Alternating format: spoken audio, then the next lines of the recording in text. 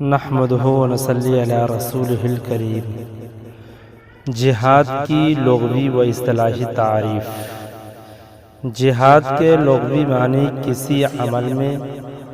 خوب کوشش کرنے، جد و جہد کرنے اور مشقت اٹھانے کے آتے ہیں۔ قرآن و حدیث میں بھی بعض مقامات پر جہاد کو اسی معنی میں استعمال کیا گیا ہے، بلکہ شریعت میں بسا اوقات جہاد فی سبیل اللہ کی اہمیت و عظمت کی پیش نظر ترغیب دینے کے لیے دوسری عبادات پر بھی مجازاً لفظ جہاد کا اطلاق کر دیا گیا ہے۔ البتہ جہاد کا شرعی معنی اللہ تعالی کی خوشنودی کی خاطر اسلام کو غالب کرنے کے لیے دشمن سے قتل و قتال کرنے کا نام ہے۔ نیز ہر ایسا عمل جو قتل و قتال پر آمادہ کرے، مثلا زبان اور قلم کے ذریعے جہاد کی فضیلت اہمیت بیان کرنا یا مال کے ذریعہ مجاہدین کی امداد کرنا، ان اعمال پر بھی جہاد کا ثواب ملتا ہے۔ جہاد کی مشروعیت کا پس منظر اور اس کے مختلف مراحل۔ پہلا مرحلہ نبوت ملنے کے بعد مکہ کی 13 سالہ زندگی میں مشرکین مکہ آپ صلی اللہ علیہ وسلم اور صحابہ کرام پر ظلم و ستم کے پہاڑ توڑتے رہے، لیکن اس کے باوجود ان حالات میں بھی اللہ رب العزت کا یہی حکم تھا کہ مسلمان درگزر اور معافی سے کام لیں اور مشرکین کے سامنے خدا کے احکام بیان کرتے رہے، یعنی معاف کرنے کی عادت ڈالیے، نیکی کا حکم دیجیے اور جاہلوں سے کنارہ ہو جائیے۔ چنانچہ اس مرحلہ میں آپ صلی اللہ علیہ وسلم صحابہ کرام سے فرماتے تھے کہ جو عفو درگزر کا حکم دیا گیا ہے، لہذا تم لوگ مصیبتوں اور تکلیفوں پر صبر کرتے رہو اور کفار سے قتال نہ کرو۔ دوسرا مرحلہ مدینہ ہجرت کرنے کے بعد بھی مشرکین مکہ مسلمانوں کو تکلیف دینے کے در پہ رہتے تھے اور مدینہ کے قریب آ کر حملہ کرتے رہتے تھے، اس لیے اللہ تعالی نے ان کے ظلم سے بچنے کے لیے درج ذیل آیات کے ذریعے مسلمانوں کو ظالموں سے مقابلہ کرنے کی اجازت دی۔ اذن للذین یقاتلون بانہم ظلموا وان اللہ علی نصرہم لقدیر، یعنی جن لوگوں نے کافر لڑائی کرتے ہیں ان کو جہاد کی اجازت دی گئی ہے، اس وجہ سے کہ ان پر ظلم ہوا ہے، اور بلا شبہ اللہ تعالی مسلمانوں کی مدد پر پوری قدرت رکھتا ہے۔ تیسری مرحلہ میں جب مشرکین اپنی حرکتوں سے باز نہیں آئے اور مدینہ منورہ پر حملہ کرنے کی مستقل کوشش کرتے رہے، تو اللہ رب العزت نے ظلم اور قتل و غارت گری کرنے والوں کے خلاف باقاعدہ جہاد کرنے کا حکم دیا اور مسلمانوں پر ظالموں سے مقابلہ جہاد کرنے کو فرض قرار دیا۔ ارشاد خداوندی ہے، وَقَاتِلُوا فِي سَبِيلِ اللَّهِ الَّذِينَ يُقَاتِلُونَكُمْ وَلَا تَعْتَدُوا إِنَّ اللَّهَ لَا يُحِبُّ الْمُعْتَدِينَ، اور اللہ کے راستہ میں ان لوگوں سے قتال کرو جو تم سے قتال کرتے ہیں، اور حد سے تجاوز مت کرو، بے شک اللہ تعالی حد سے تجاوز کرنے والوں کو پسند نہیں کرتے ہیں۔ چوتھا مرحلہ اس کے بعد جب اسلام کا بول بالا ہوا اور اسلام کی کرنوں سے مدینہ اور دیگر شہر منور ہو گیا، تو ہجرت کے 9ویں سال چوتھے مرحلہ میں اللہ رب العزت نے مسلمانوں کو حکم دیا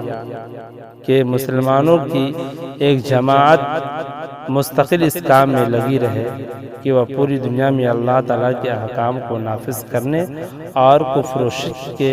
غلبہ کو روکنے کی کوشش کرے۔ وہ مشرکین کو اولاً اپنے شہر میں اسلامی اور خدائی احکام کو نافذ کرنے کی دعوت دے۔ اگر وہ اسلام قبول کر لیں تو ان کو چھوڑ دیں، اور اگر وہ اسلام پر کفر و شرک کو ترجیح دے تو ان کو جزیہ ادا کرنے کے لیے کہیں، یعنی ان کے مال مسلمانوں اور اسلامی حکومت کے واسطے ایک معمولی رقم طے کر دی جائے، جس رقم کے بدلہ مسلمان ان کی جان، مال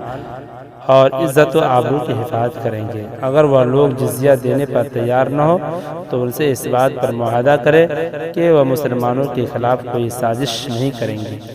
اگر وہ معاہدہ پر تیار ہو جائے تو ان سے لڑائی نہ کرے،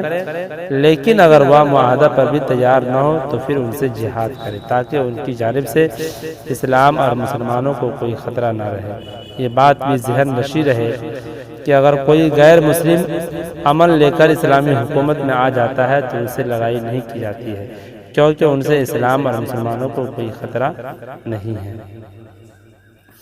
جہاد کی اقسام۔ جہاد کی دو قسمیں ہیں، دفاعی جہاد فرض عین اور اقدامی جہاد فرض کفایہ ہے۔ دفاعی جہاد کا مطلب یہ ہے کہ جب کسی مسلمان کی جان، مال یا عزت و آبرو پر حملہ ہو، یا کسی آبادی میں کفار مسلمان پر غالب آ جائے تو ان لوگوں میں سے ہر ایک پر جہاد فرض عین ہو جاتا ہے۔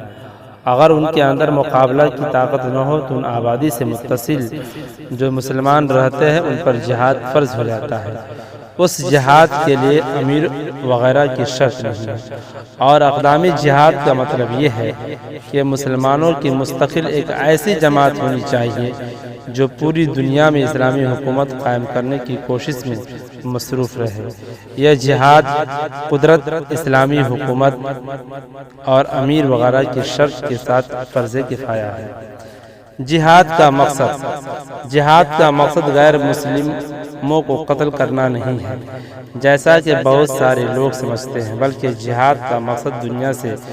فتنہ و فساد کو ختم کرنا، روئے زمین پر اللہ تعالیٰ کے عدل و انصاف پر مبنی قوانین کو نافذ کرنا، اور پوری دنیا میں مذہب اسلام کو غلبہ اور عزت دلانا ہے۔ اس کی تائید حضرت ربیع بن عامر کے اس قول سے بھی ہوتی ہے جو انہوں نے رستم کے دربار میں اسلامی جہاد کا مقصد بتلاتے ہوئے کہا تھا، ہمیں اللہ عز و جل نے اس لیے بھیجا ہے تاکہ ہم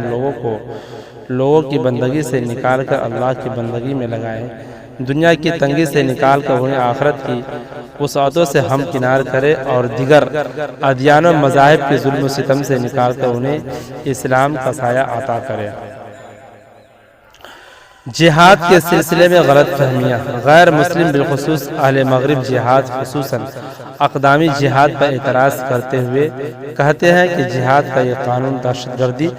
اور تشدد پر مبنی نظام ہے، کیونکہ جہاد کا مقصد غیر مسلموں کو قتل کرنا اور لوگوں کو اسلام قبول کرنے پر مجبور کرنا ہے، جو انصاف اور عقلی اعتبار سے درست نہیں ہے۔ اس اعتراض کا جواب یہ ہے کہ اقدامی جہاد کا مقصد مشرکین کو اسلام قبول کرنے پر مجبور کرنا نہیں ہے، بلکہ اس جد و جہد کا مقصد روئے زمین پر عدل و انصاف پر مبنی اسلامی احکام و قوانین کو نافذ کرنا ہے۔ یہی وجہ ہے کہ مشرکین کو اسلام قبول کرنے پر امن معاہدہ کرنے، جزیہ دینے اور دارالاسلام میں امن لے کر رہنے، ان چار چیزوں میں سے کسی ایک چیز کو اختیار کرنے کا حکم دیا گیا ہے۔ اگر جہاد کا مقصد اسلام پر مجبور کرنا یا غیر مسلموں کو قتل کرنا ہوتا تو پھر ان چیزوں کا اختیار نہیں دیا جاتا، بلکہ غیر مسلموں کو ہر حال میں اور ہر وقت قتل کرنے کا حکم دیا جاتا۔